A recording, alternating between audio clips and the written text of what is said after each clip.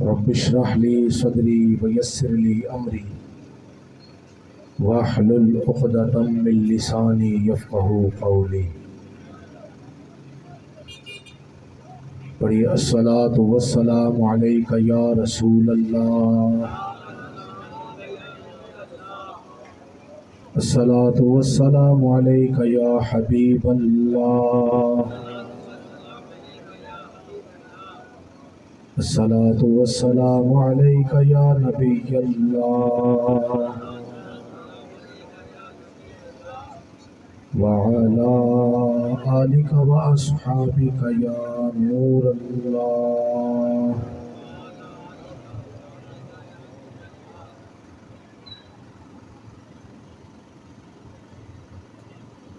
میں بہت ہی ممنون و مشکور ہوں جناب محمد زمان بھائی کا کہ انہوں نے اتنی پیاری محفل سجائی ہے اور اسٹیج پر موجود جناب حضرت علامہ و مولانا ذیشان ربانی بھائی دامت برکاتہ العالیہ، عبد القادر ملکانی اور تحریک لبیک کے جناب غلام سرور ایڈوکیٹ جناب محمد راشد بھائی و دیگر معزز شخصیات، علماء کرام اور عوام اہل سنت کی بارگاہ میں میری طرف سے السلام علیکم ورحمۃ اللہ وبرکاتہ. دیکھیے، آج ہم یہاں جمع ہیں اور اللہ، اس کے رسول اور پیارے اولیاء کرام کا ذکر خیر کرنے کے لیے ہم یہاں پر جمع ہوئے ہیں. میری عادت ہے کہ میں تقریر مختصر کرتا ہوں، کیونکہ اردو کا ایک محاورہ ہے، تھوڑا کھاؤ لیکن اچھا کھاؤ. جس طرح نعت خواں حضرات نعت پڑھتے ہیں، مجھے اس طرح نعت پڑھنا بھی نہیں آتی. کوشش کرتا ہوں کہ آسان الفاظ میں اللہ کا فرمان اور رسول کا فرمان آپ کی بارگاہ میں پیش کروں.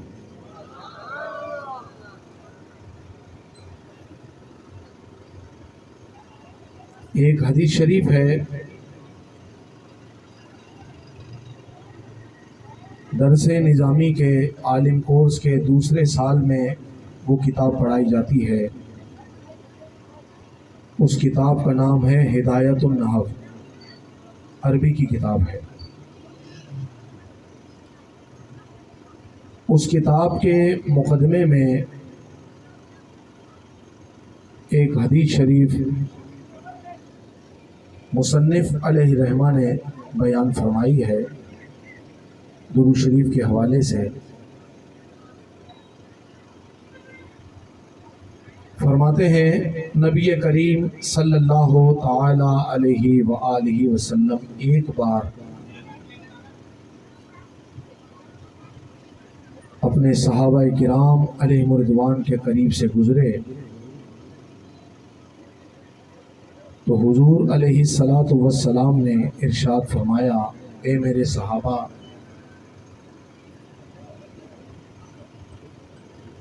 تم کیا کر رہے ہو؟ صحابہ کرام علیہم رضوان نے عرض کیا، یا رسول اللہ صلی اللہ علیہ وآلہ وسلم، ہم آپ پر درود پڑھ رہے ہیں.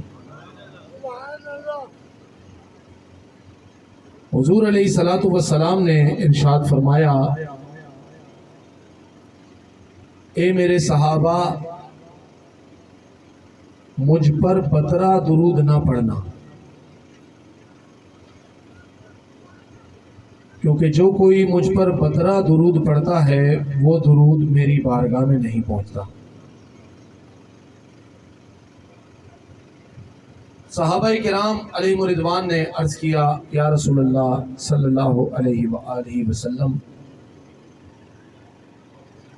بترا درود کیا ہے اور ہمیں پھر کون سا درود پڑھنا چاہیے؟ حضور علیہ الصلوۃ والسلام نے ارشاد فرمایا بترا درود یہ ہے کہ تم پڑھتے ہو اللہم صلی علی محمد، بس یہ پڑھ کر خاموش ہو جاتے ہو۔ فرمایا یہ بترا درود ہے۔ صحابہ کرام علیہم رضوان نے پھر حضور سے عرض کیا یا رسول اللہ صلی اللہ علیہ وسلم ہمیں پھر کون سا درود پڑھنا چاہیے؟ کیونکہ آپ نے ہمیں منع فرمایا کہ صرف یہ پڑھنا اللہم صلی علی محمد، یہ آپ کی بارگاہ میں نہیں پہنچتا، یہ درود رد ہو جاتا ہے، پھر ہمیں کون سا درود پڑھنا چاہیے؟ تو حضور نبی کریم صلی اللہ علیہ وآلہ وسلم نے ارشاد فرمایا اے میرے صحابہ جب بھی مجھ پر درود پڑھو تو تم نے اس طرح درود پڑھنا ہے اللہم صلی علی محمد وعلی آل محمد۔ آپ کسی اور طرف نہیں جانا، میں آپ کو کہیں اور لے کے جانا چاہ رہا ہوں، توجہ کرنا۔ حضور نے فرمایا پڑھنا اللہم صلی علی محمد وعلی آل محمد۔ حدیث مکمل ہو گئی۔ اب توجہ کرنا، کوئی اگر کالا بیٹھ کر یہ کہے کہ صرف اس آل محمد سے مراد حضور کے صرف پنجن پاک ہیں، یعنی حضور علیہ السلام، حضرت علی المرتضیٰ، سیدہ کائنات حضرت امام حسن اور حضرت امام حسین صرف کے اہل بیت ہیں، نہیں بلکہ حضور کی تمام بیٹیاں حضور کی اہل بیت ہیں۔ حضور علیہ السلام کی وہ دو شہزادیاں جو حضرت عثمان کے نکاح میں آئی وہ بھی اہل بیت ہیں۔ حضور کی پہلی زوجہ خدیجۃ الکبریٰ سے لے کر سیدہ کائنات اور سیدہ کائنات سے لے کر حضور علیہ السلام کی پیاری زوجہ مبارکہ حضرت عائشہ صدیقہ رضی اللہ تعالیٰ عنہا، یہ تمام ازواج حضور کی اہل بیت میں شامل ہیں۔ اور جب بندہ حضور پر اور حضور کی آل پر درود پڑھتا ہے گویا کہ حضور کے تمام بچے اور حضور کی ساری ازواج پر درود پڑھتا ہے۔ اللہ اکبر، یا رسول اللہ، یا علی، یعنی حضور کی زندہ باد زندہ باد، حضور کی ساری آل پر درود پڑھتا ہے۔ اسی لیے علماء کرام نے ارشاد فرمایا جب بھی درود پڑھا جائے تو چند بار وعلی آلی کا و اصحابی کا یا نور اللہ بھی پڑھ لینا چاہیے، تاکہ حضور کی آل اور حضور کے اصحاب پر بھی ہمارا درود پہنچائے۔ محبت کے ساتھ بآواز بلند درود شریف اللہم صلی علی سیدنا و مولانا محمد معدن الجود والکرم وعلی آلہ و اصحابہ وبارک وسلم یا سلام۔ دیکھیں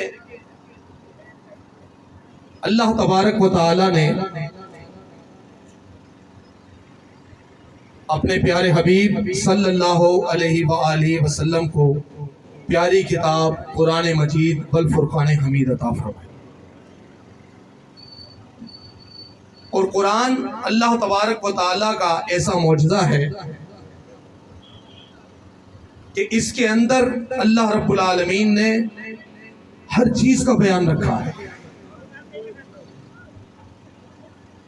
اور اگر کوئی ڈھونڈنے والا حضور علیہ السلام کا عشق اور محبت رکھ کر قرآن میں غور و فکر کرے تو اللہ تبارک و تعالیٰ اسے ہدایت عطا فرماتا ہے، اور اگر حضور کا عشق اور محبت سے پرہیز کر کے بندہ قرآن کو پڑھے گا تو فرمایا یضل بہ کثیرا ویہدی بہ کثیرا، یہ قرآن اکثر لوگوں کے لیے اکثر لوگوں کو گمراہ بھی کرتا ہے اور اکثر لوگوں کو ہدایت بھی دیتا ہے۔ حضور علیہ السلام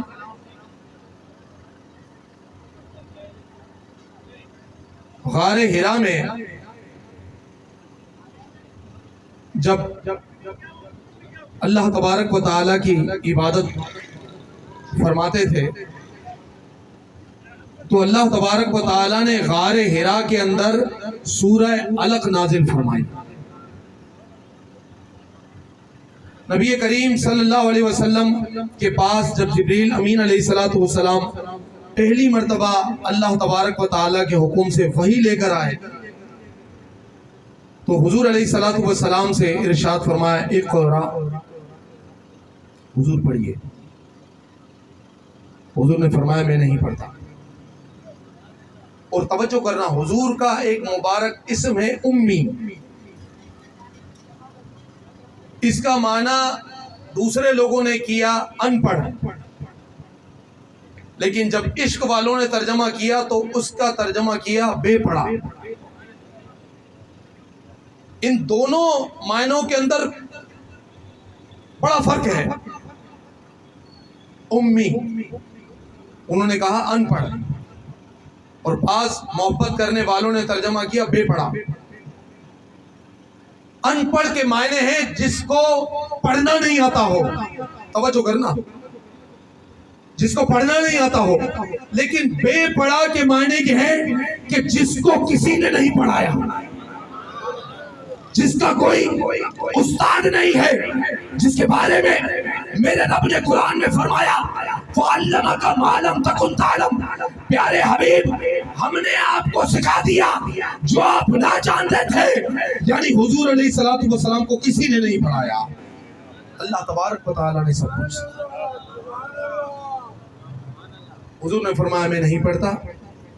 پھر جبریل علیہ السلام نے حضور علیہ السلام کو سینے سے لگایا زور سے، پھر چھوڑا، پھر کہا اقرا.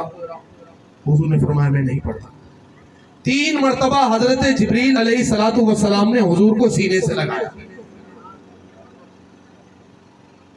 پھر آیت تلاوت کی حضرت جبریل علیہ السلام نے اقرا بسم ربک الذی خلق. جب اللہ کا نام آیا تو حضور نے پڑھا اقرا بسم ربک الذی خلق. چند آیتیں نازل ہوئی سورہ علق کی. جبریل علیہ السلام چلے گئے. آقا علیہ السلام کا چہرے پر پسینہ نمودار ہوا. حضور علیہ السلام کی کیفیت میں تھوڑا بھاری پن محسوس ہوا. آقا علیہ السلام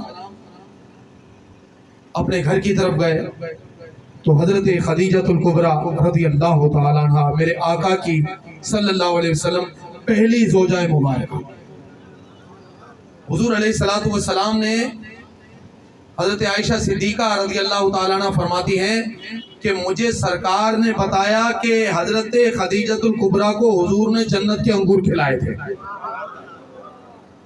حضرت خدیجۃ الکبریٰ رضی اللہ تعالیٰ عنہ کے پاس حضور آئے صلی اللہ علیہ وسلم تو آقا علیہ السلام جیسے ہی آئے تو حضور علیہ السلام نے فرمایا سردی لگ رہی ہے. فرمایا اے خدیجہ مجھے سردی لگ رہی ہے. تو حضرت خدیجۃ الکبریٰ رضی اللہ تعالیٰ عنہ نے ایک چادر حضور علیہ السلام کو اڑا دی.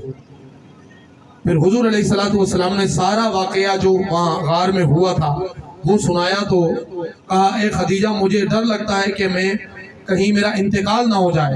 تو حضرت خدیجۃ الکبریٰ رضی اللہ تعالیٰ عنہ نے فرمایا کہ آپ گھبرائیں نہیں، اللہ تبارک و تعالیٰ آپ کی حفاظت فرمائے گا. اب حضرت خدیجۃ الکبریٰ آپ کا جو نکاح ہے، اور یہ بات چلی تو سوچا یہ بھی آپ کو بتاتا چلوں. حضرت خدیجۃ الکبریٰ کا جب نکاح ہوا حضور علیہ السلام سے تو 8 بچے نبی کریم علیہ السلام کے حضرت خدیجۃ الکبریٰ نے پالے. سبحان اللہ.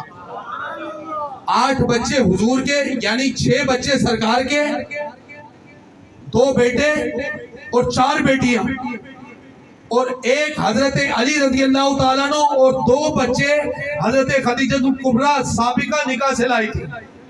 یوں 9 بچے سرکار کے حضرت خدیجۃ الکبریٰ نے پالے. کتنی بڑی قربانی ہے. سبحان اللہ. حضور کی مبارک عمر 25 سال، حضرت خدیجۃ الکبریٰ کی عمر 40 سال. جب پہلا سفر کیا حضور نے کاروبار کے لیے، حضرت خدیجۃ الکبریٰ کا سامان لے کر آقا علیہ السلام مکے سے دوسرے شہر کی طرف گئے. سامان وغیرہ سرکار کا سارا بک گیا، بڑا پروفٹ ہوا، بہت فائدہ ہوا. حضرت خدیجۃ الکبریٰ کے ایک غلام بھی ساتھ تھے حضور کے ساتھ. جب سامان وغیرہ بک گیا تو حضور علیہ السلام دوپہر کے وقت ایک درخت کے نیچے سو گئے. آقا علیہ السلام آرام فرما لیا. جب حضور آرام فرما رہے تھے تو جو وہ مارکیٹ تھی جہاں حضور نے مال سیل کیا, وہاں کا ایک بڑا, وہ جو جیسے مارکیٹ کے چیئرمین ہوتے ہیں, بڑے ہوتے ہیں, تو وہاں کا بڑا چیئرمین تھا, بڑا تھا, وہاں کا نگران تھا. اس نے کہا یہ جو بندہ درخت کے نیچے سو رہا ہے یہ کون ہے؟ اور وہ یہودیوں کا عالم بھی تھا. تو حضرت خدیجۃ الکبریٰ کے غلام آئے, انہوں نے کہا یہ خدیجۃ الکبریٰ کا سامان لے کر آئے ہیں اور یہاں انہوں نے سیل کیا ہے, اور حضرت خدیجۃ الکبریٰ نے انہیں مکے سے بھیجا ہے, یہ ان کے بھیجے ہوئے ہیں. تو اس مارکیٹ کے چیئرمین نے حیران اور پریشان ہو کر ایک بڑی عجیب بات کہی. اس نے کہا یار مسئلہ یہ نہیں ہے کہ کون سامان بیچنے آیا اور کون لینے آیا, مسئلہ یہ ہے کہ ہم نے اپنی کتاب میں پڑھا ہے جو تورات شریف ہے, اس میں لکھا ہے اس درخت کے نیچے جو سوئے گا وہ اللہ کا آخری نبی ہوگا. اللہ اکبر, یا رسول اللہ,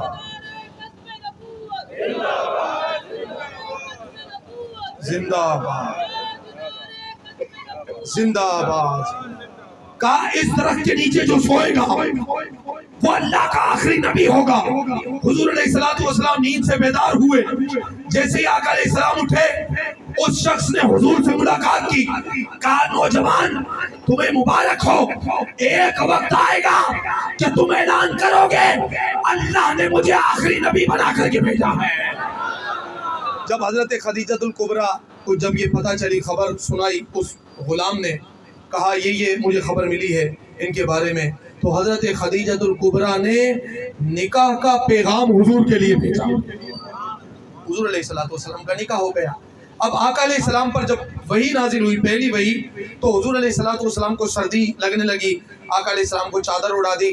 تو حضور علیہ السلام کی جو زوجہ ہے حضرت خدیجۃ الکبریٰ, ان کے چچا زاد بھائی تھے ورقہ بن نوفل. یہ یہودیوں کے عالم تھے, بہت بڑے عالم تھے, اور عبرانی زبان میں یہ تورات شریف کا ترجمہ بھی کرنا جانتے تھے.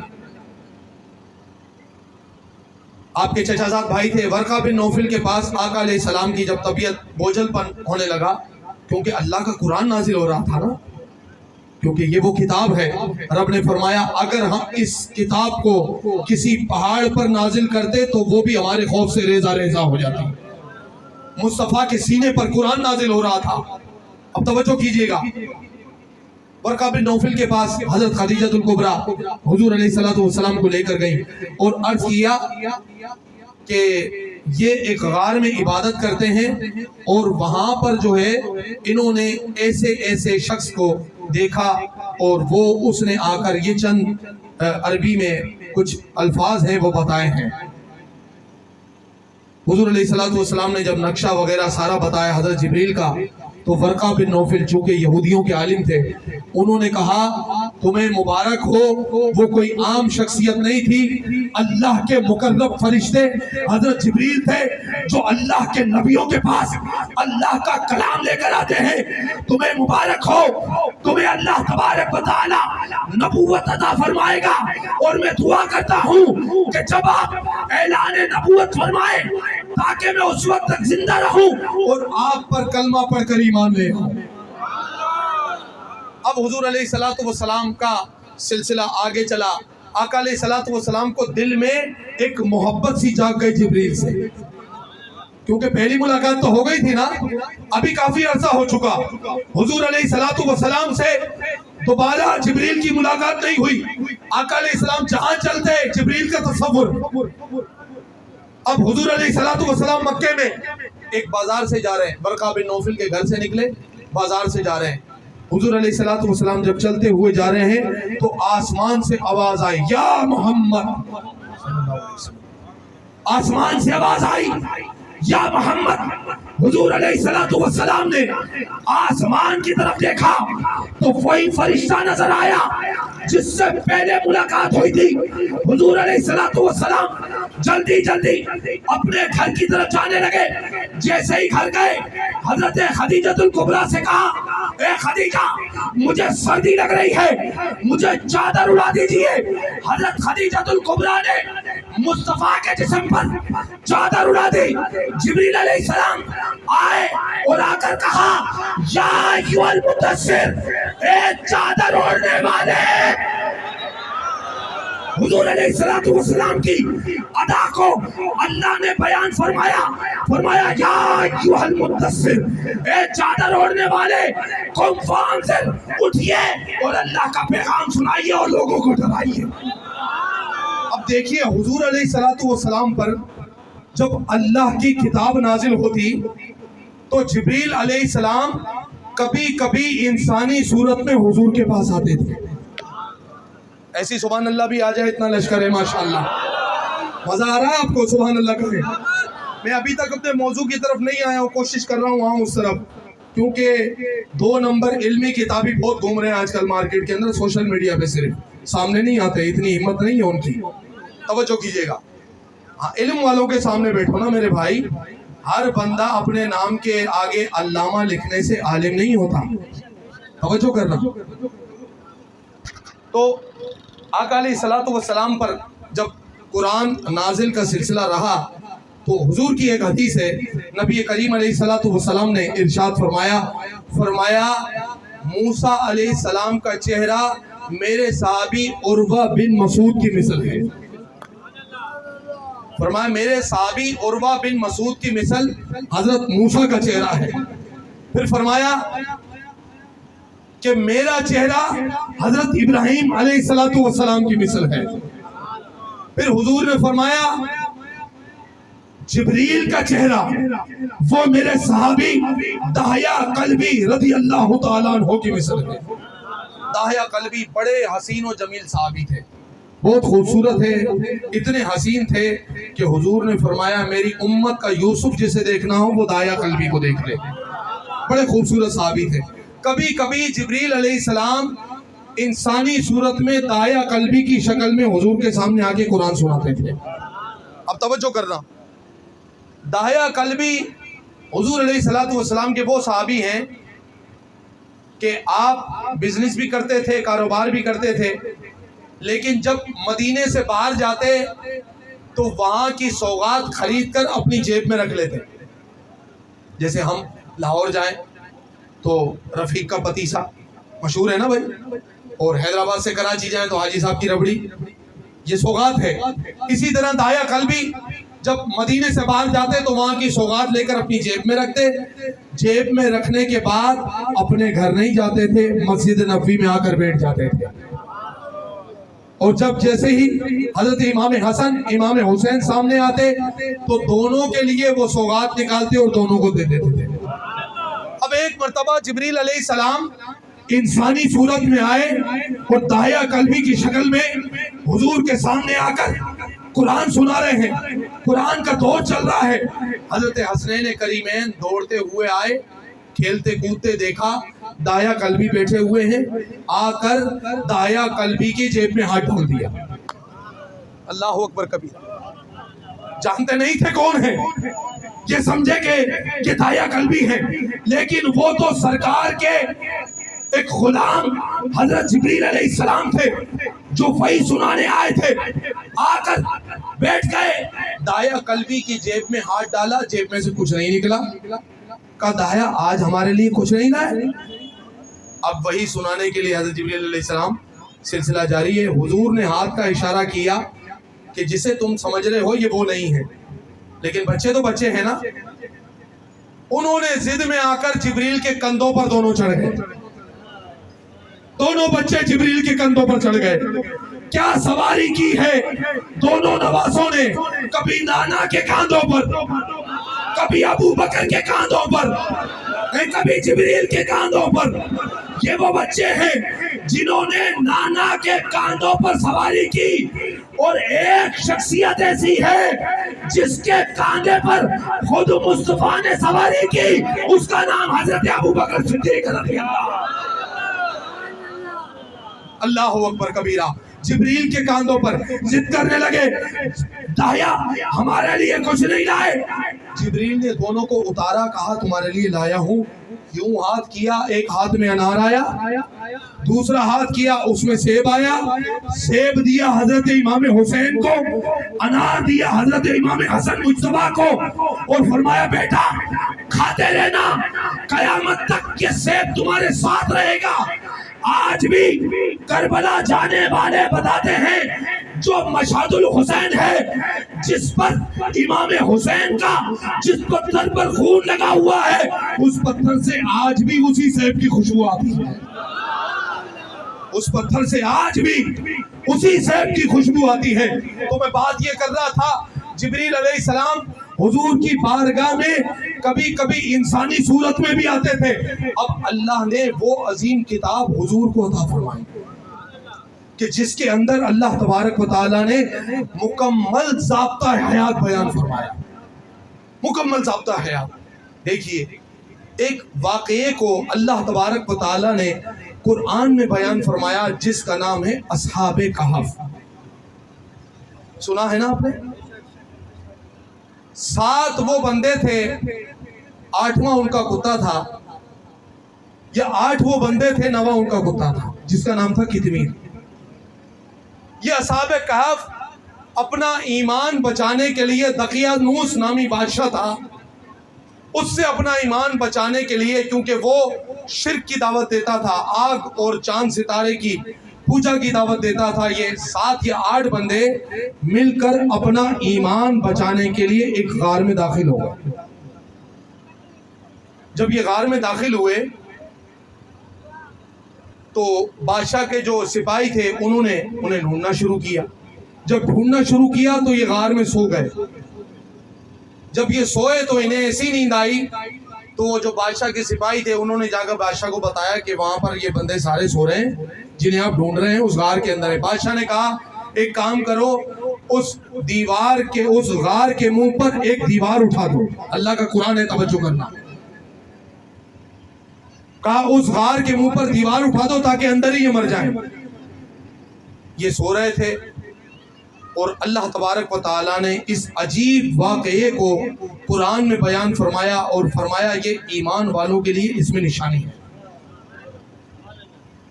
दीवार उठा दी गई। अब जो चुनाई लगाने वाले मजदूर थे उन्होंने क्या किया कि यार ये हमारे मुसलमान भाई हैं, ये पता नहीं बेचारे कब उठेंगे और मर जाएंगे, गल सड़ जाएंगे।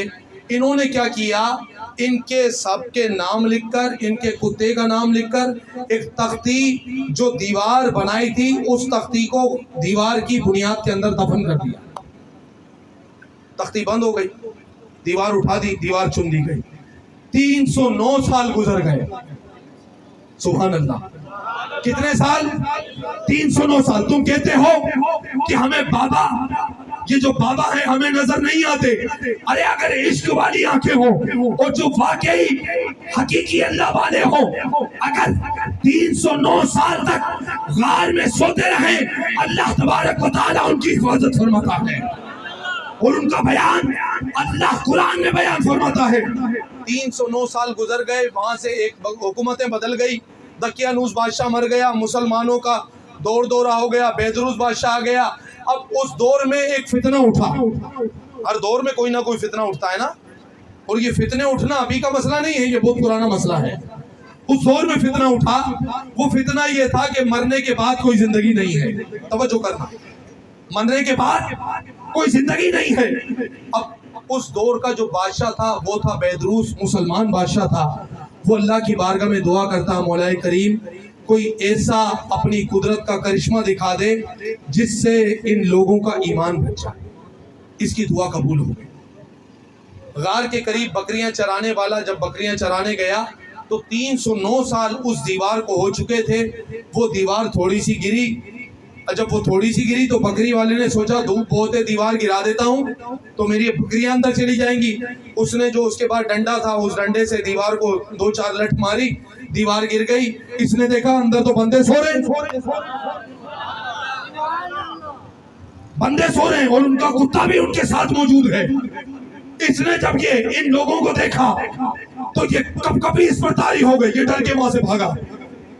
جب یہ وہاں سے بھاگا تو ان میں سے ایک کی آنکھ کھلی, آنکھ مسلتے ہوئے یہ اٹھے, اور اٹھنے کے بعد یملیخا ان میں سے ایک بندے کا نام ہے, برتونس ایک کا نام ہے, اس طرح 7 یا 8 نام ہے. اور علماء فرماتے ہیں اس کی اتنی برکت ہے, اگر کسی کو جنات تنگ کرتے ہوں یہ نام لکھ کر اس کے گلے میں ڈال دو, جنات سیدھے ہو جاتے ہیں. گھر میں پریشانی ہے, جنات تنگ کرتے ہیں, تو یہ اصحاب کہف کے اور ان کے کتے کا نام لکھ کر آپ گھر میں ٹانگ دو, انشاءاللہ تبارک و تعالی اللہ آپ کو شفا عطا فرمائے گا. بڑی برکت والے نام ہیں. تو اب یہ آنکھ مسلتے ہوئے اٹھے, اٹھنے کے بعد اس نے سب کو اٹھایا, یملیخا نے, برتونس اور اس طرح سے نام ہے میں بھول گیا, اس نے سب کو اٹھایا اور اس نے کہا اٹھو بھائی, بھوک لگ رہی ہے, کھانے کا انتظام کرو. اب ان کو پتا نہیں ہے کہ ہم 309 سال تک سوتے رہے. اللہ اکبر کبیرہ, اللہ کی قدرت کا کیسا معجزہ ہے. اور خدا کی قسم اگر انسان اپنے اوپر غور کرے, امام غزالی فرماتے ہیں اگر کوئی اپنے آپ کو سمجھ گیا وہ اللہ کا مقرب ہو گیا. خدا کی قدرت اگر دیکھنی ہے, انسان اپنے آپ کو ہی دیکھ لے. انسان کی ریڑھ کی ہڈی, اس کا بالکل لاسٹ میں ایک حصہ ہے, ریڑھ کی ہڈی کا بالکل لاسٹ میں ایک ذرہ اللہ نے ایسا رکھا ہے. اللہ نے یہ قرآن میں 1400 سال پہلے بیان فرمایا, لیکن سائنس نے ابھی تحقیق کی ہے کہ جب انسان کو دفنایا جائے تو دفنانے کے بعد اس کا گوشت, پوست, ہڈیاں سب ختم ہو جاتی ہیں, سوائے اس ریڑھ کی ہڈی کے لاسٹ والے ذرے کے. اس ذرے کو جلایا جائے, پیٹا جائے, مارا جائے, وہ ذرہ ختم نہیں ہوتا. کیوں؟ کیونکہ اللہ تبارک و تعالی قیامت کے دن سارے انسانوں کو اسی ہڈی کے اوپر مزید ہڈیاں چڑھائے گا, اور پھر گوشت پوست چڑھا کر اللہ تبارک و تعالی سارے انسانوں کو بزور سے پیشر جمع فرمائے گا. اللہ کی قدرت کا معجزہ ہے. 309 سال سوتے رہے. اس نے اٹھایا, بولا جاؤ بھائی کھانے کا انتظام کرو. کہا دیکھ کے جانا, ایسا نہ ہو وہ جو بادشاہ ہے دقیانوس, اس کے فوجی تمہیں پکڑ لے پولیس والے, اور پھر جو ہے وہ قتل کا منصوبہ ہو جائے, لہٰذا ہم نے تو شرک نہیں نہ کرنا. کہا ٹھیک ہے. اب یہ ان میں سے 2 بندے اٹھے اور انہوں نے اس وقت 309 سال پرانی کرنسی اٹھائی, اور جانے کے بعد ایک نان والے کو کرنسی دی, کہا ہمیں روٹیاں دے دو. نان والے نے دیکھا, بولا یار یہ تو کرنسی پتہ نہیں کون سے دور کی ہے. اس نے سمجھا یقیناً ان کے پاس کوئی خزانہ ہوگا. اس نے پکڑ لیا ان کا ہاتھ پکڑ کر اس وقت کے بادشاہ کو بلایا گیا. کہا بتاؤ بھائی تیرے اور بندے کہاں ہیں؟ کہا بھائی میں اکیلا نہیں ہوں, اور بندے وہاں سو رہے ہیں, یہ انتظار کر رہے تھے. یہ بادشاہ کو لے کر سارا لشکر اصحاب کہف کے غار کے منہ پر پہنچا, اور جو تھوڑی سی دیوار تھی اس کو گرایا. گرانے کے بعد وہی تختی اس غار میں سے برآمد ہوئی. اس غار کی تختی میں وہ عرصہ لکھا ہوا تھا کہ یہ جب سے دفن, یعنی جب سے اس غار کے اندر آرام فرما رہے ہیں. اس نے تختی نکالی, اور نکالنے کے بعد اپنے لوگوں سے کہا, لوگوں دیکھو میں تمہارے دور کا بادشاہ ہوں, تم کہتے ہو مرنے کے بعد کوئی زندگی نہیں, ارے میرا رب چاہے تو کسے 309 سال کے بعد بھی زندہ کر سکتا ہے. اور یہاں پر بس نہیں کیا, میرے رب العالمین جل جلالہ نے ان کے غار پر بیٹھے ہوئے جو کتا تھا, اس کتے کے بیٹھنے کی ادا کو اللہ نے قرآن میں بیان فرمایا.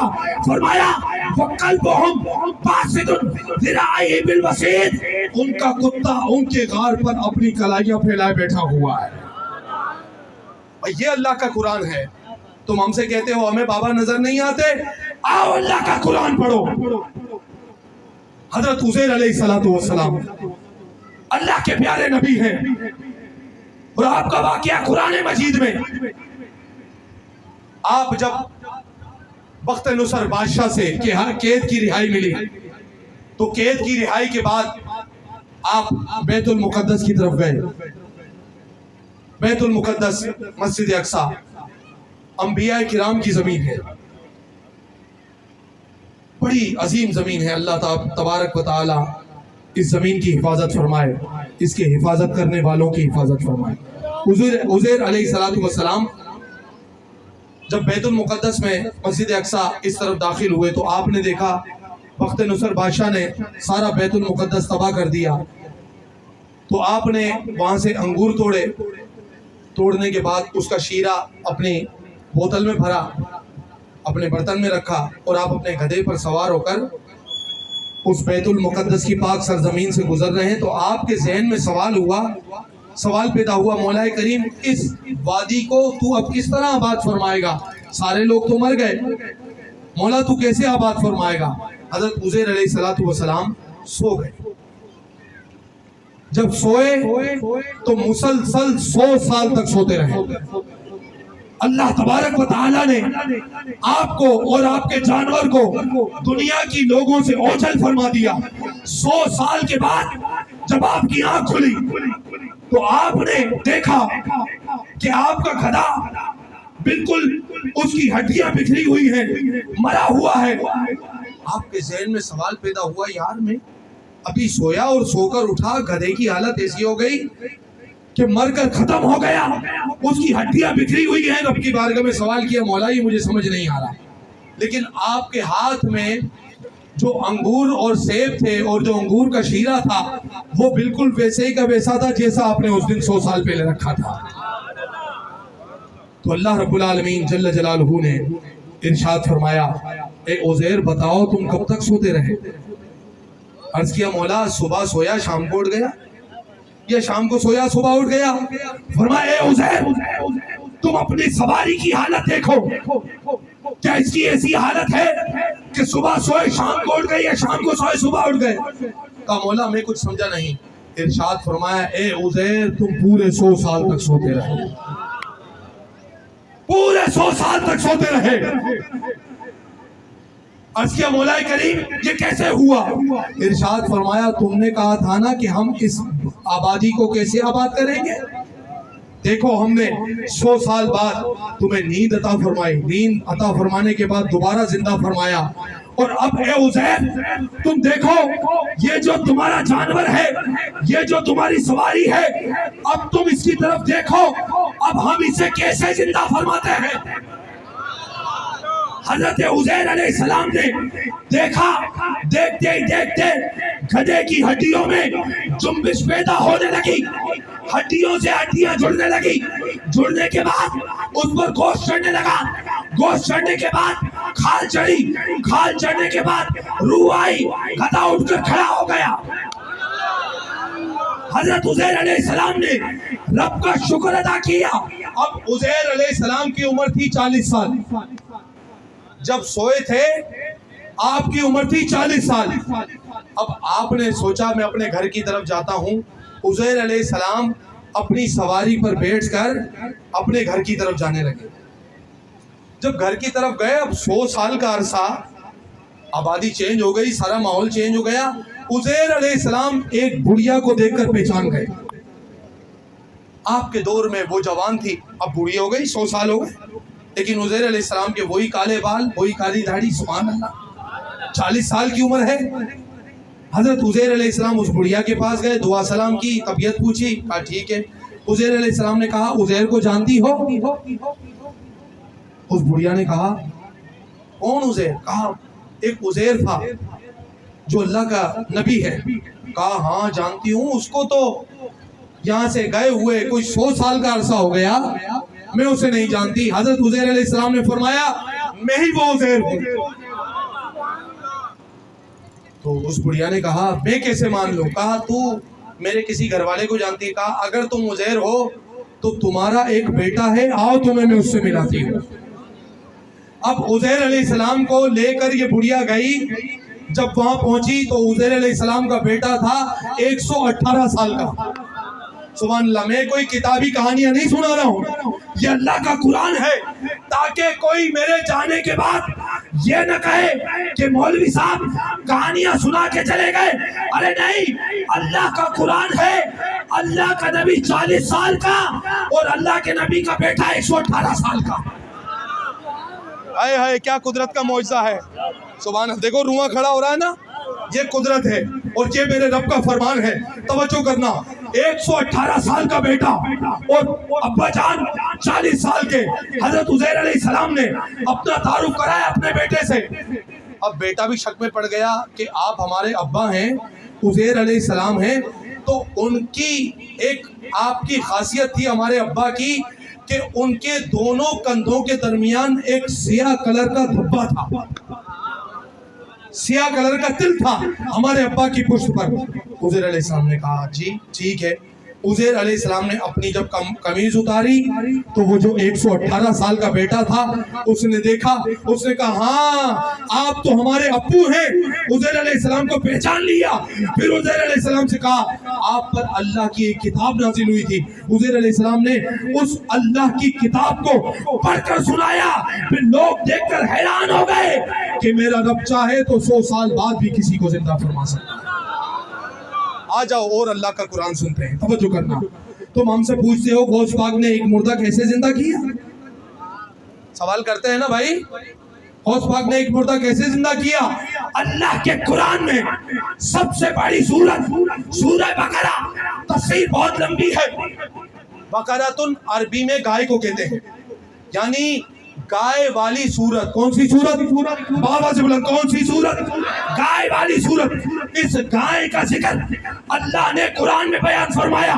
तवज्जो करना, ये इतनी अजीम गाय थी, ये किसी नबी की गाय नहीं थी, किसी फरिश्ते की गाय नहीं थी, बल्कि एक अल्लाह के वली की गाय थी। बाबा से बुलंद सुभान अल्लाह। अल्लाह के वली की गाय थी। अल्लाह के वली ने उस गाय को जंगल में छोड़ा और कहा मौला ये तेरे सुपुर्द है, मेरा जो बच्चा छोटा है बड़ा हो जाए ये गाय उसको मिल जाए। अल्लाह के सुपुर्द गाय कर दी। यहाँ बच्चा भी बड़ा होता गया, यहाँ गाय भी बड़ी होती गई। जब बड़ी हो गई, अब बड़ा मुख्तसर कर रहा हूँ वाक़े को। मूसा अलैहिस्सलाम के कौम में एक चौधरी का वडेरे का कत्ल हो गया। जब कत्ल हुआ, मूसा अलैहिस्सलाम के पास लोग आए और कहा कि आप अल्लाह से पूछें हमारे बंदे का कत्ल किसने किया है। मूसा अलैहिस्सलाम गए, कहा मौला इस बंदे का कत्ल किसने किया है, मेरा रब चाहे तो बता सकता था मेरा मौला कि फलां ने कत्ल किया है, लेकिन अल्लाह तबारक व तआला ने अपने वली की गाय की अजमत बयान फरमाई। फरमाया प्यारे इनसे कहो एक गाय खरीद ले, का कलर कैसा हो, का पीले कलर की गाय हो, अच्छा उसकी उम्र कितनी हो, का ज्यादा बूढ़ी ना हो और ज्यादा बच्ची भी ना हो, बीच की उम्र हो, का ठीक है इस गाय को खरीद लो। खरीदने के बाद क्या करना है, फरमाया इसको ज़िबा करो। ज़िबा करने के बाद फिर क्या करना है, फरमाया इसके गाय का गोश्त का टुकड़ा लाश पर मारना है। अब बच्चा जब गया जंगल जाकर गाय लेकर आया, गाय लाने के बाद गुर्बत बहुत थी। अम्मा ने कहा बेटा इसको जाकर फरोख्त कर दो, लेकिन जब इसका सौदा करो तो मुझसे पहले पूछ लेना। अब जिस किस्म की अल्लाह ने गाय बताई थी वो अजीम एक ही गाय थी।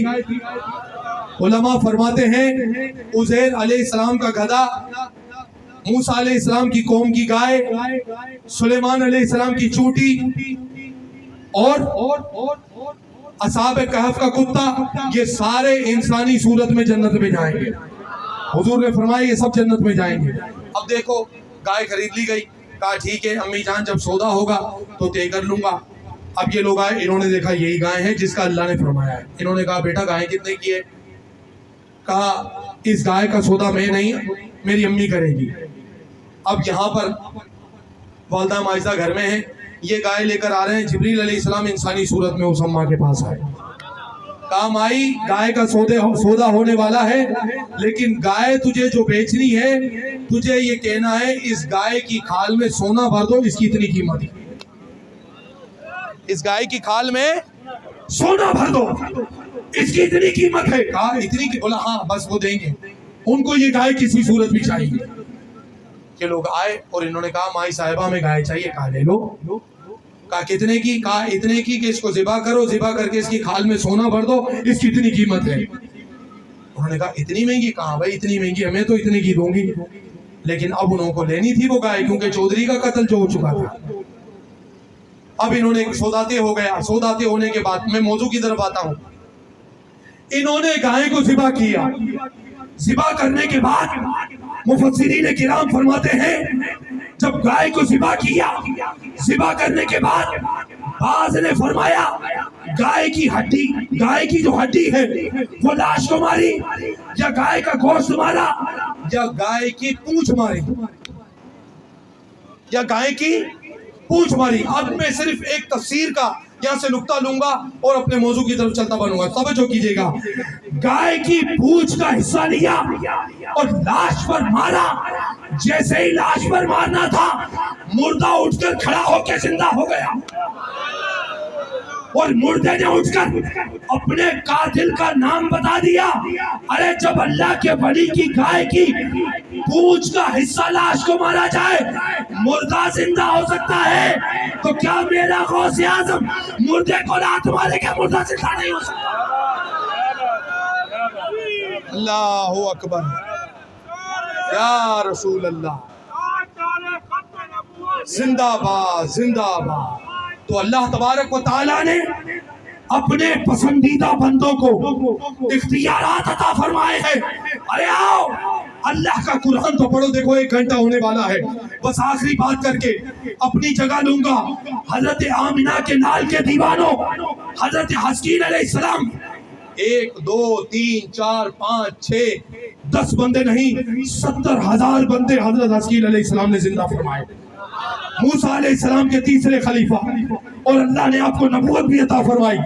जब ताउन की बीमारी फैली ना, तो ये लोग मौत के डर से ये लोग एक जंगल में निकल गए। कहा हमें मौत ना आ जाए, मौत के खौफ से ये लोग जंगल में निकल गए। ये यहूदी थे, जंगल में निकले तो अल्लाह तबारक व तआला ने एक फरिश्ते को वहां भेजा। और यहाँ हमारे लिए एक दर्स है, मौत से हमें नहीं डरना चाहिए, लेकिन मौत की तैयारी हर टाइम होनी चाहिए। क्या पता कब मौत आ जाए, कब बुलावा आ जाए, कब अल्लाह की तरफ से आ जाए, भाई ले आओ फलां को। तो हर वक्त बंदे को पाक साफ रहना चाहिए। अल्लाह अकबर, अस्तगफिरुल्लाह। ऐसा हाल है लोगों का, पूरा दिन नापाक रहते हैं। जुम्मे को लाऊंगा, वो भाई इस हाल में मर गया, फिर बताओ क्या बनेगा हमारा। जहाँ जगह मिली वहीं पेशाब कर लिया, कोई आपदस, कोई पाकी लेने का कोई इंतजाम नहीं हमारे पास। तो बिल्कुल अल्लाह से डरना चाहिए, तवज्जो करना। ये 70,000 बंदा उस जंगल में जाकर पनाह लेने लग गया। रब को बड़ी ये अदा नापसंद हुई, फरमाया मौत से डर गए। एक फरिश्ते को भेजा, कहा जाओ इन सब की रूह जो है कफ़ से उनसरी से परवाज कर लो। वो फरिश्ता आया, कुरान के अल्फाज हैं, उस फरिश्ते ने निदा दी, कहा मूतू, मर जाओ। सारे बंदे मर गए, 70,000 बंदे मर गए। हजरत हस्कील अलैहिस्सलाम का वहां से गुजर, आपने देखा इंसानी लोगों की लाशें पड़ी हुई हैं और उनके जिस्म से बदबू आ रही है, बड़ी खतरनाक किस्म की। हजरत हस्कील अलैहिस्सलाम ने अल्लाह की बारगाह में दुआ की, मौलाए करीम कुछ भी है ये मेरी उम्मत है, मौला तू इन पर रहम फरमा। ये नादान है, ये मौला तेरी कुदरत और मंशा को नहीं जानते, तू इन पर करम फरमा, मुझे इनकी बदहाली नहीं देखी जा रही। इरशाद फरमाया, हस्कील क्या चाहते हो?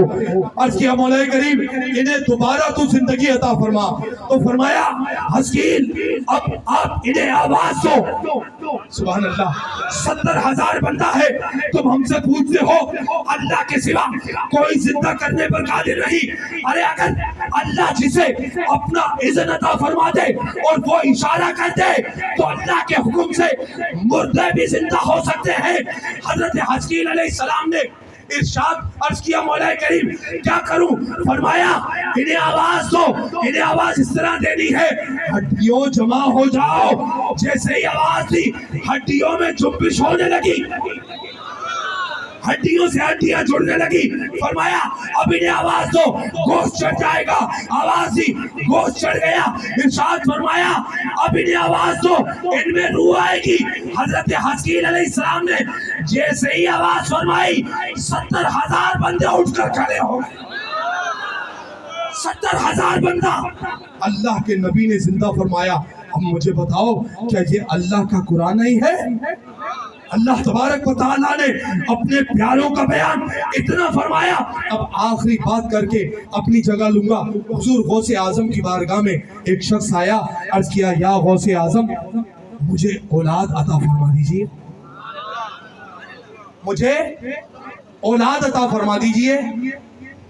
और देने का इख्तियार अल्लाह की अता से اللہ जिसे चाहे वो बेटे दे सकता है। तो ये अल्लाह का कुरान है। खुदा की कभी मौजू फिर मिला तो फिर बात करेंगे। वो जिब्रील अलैहिस्सलाम आए थे ना हजरत मरियम के पास। हजरत मरियम ने कहा तू कौन है, इंसानी सूरत में आए थे, तवज्जो करें, कहा तू कौन है, मैं तुझे नहीं जानती, मैं कंवारी हूँ, मेरे करीब ना आना। हजरत जिब्रील ने कहा इन्नमा अना रसूल रब्बिक, मैं रब की तरफ से तेरे पास भेजा हुआ हूँ। और किस लिए आया हूँ? ली अहबा लकी गुलामन ज़किया, इसलिए आया हूँ कि तुझे एक सुथरा बेटा अता कर दूँ। ये कौन कह रहा है? जिब्रील कह रहे हैं इसलिए आया हूँ कि तुझे सुथरा बेटा दे दूं। अरे अगर अल्लाह की अता से जिब्रील बेटा दे सकते हैं तो क्या आमिना के लाल बेटा नहीं दे सकते? तवज्जो करें, गौस पाक के पास आए, एक शख्स आया और उसने कहा हुजूर मुझे औलाद नहीं है, दुआ करें अल्लाह मुझे औलाद अता फरमाए। गौस पाक ने बैठकर उसकी तकदीर पढ़ी और फरमाया तेरे नसीब में औलाद नहीं है। अब देखो मांगने वाला होना तो फिर उसका मांगने का अंदाज भी निराला होता है। वो सिंधी में एक जुमला है कि जो रोन रहा नहीं कि खिलन खुआरी, यानी किसी का रोना भी अच्छा लगता है और किसी का हंसना भी बंदे को जलील करा देता है। तो मांगने वाला होना, हुजूर अलैहिस्सलातु वस्सलाम के चचा हजरत अब्बास के पास एक शख्स आया और उसने कहा हुजूर बताइए आप बड़े हैं या हुजूर बड़े हैं? चचा की उम्र ज्यादा थी। कहा हुजूर बताइए आप बड़े हैं या हुजूर बड़े हैं? तो अदब बड़ी चीज होती है। चचा ने कहा बड़े तो मेरे सरकार हैं, बड़े तो मेरे सरकार हैं, बस मेरी विलादत हुजूर से चंद अरसा पहले हो गई।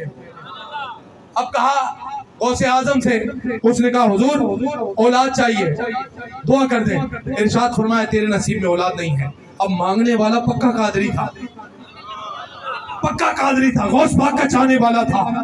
उसने कहा हुजूर अगर नसीब में नहीं है तो क्या हुआ, मैं भी हसनैन के लख्ते जिगर के पास आया हूँ, अपने पास से दे दे। गौस पाक ने फरमाया, अब दरिया रहमत गौस पाक का जोश में आया।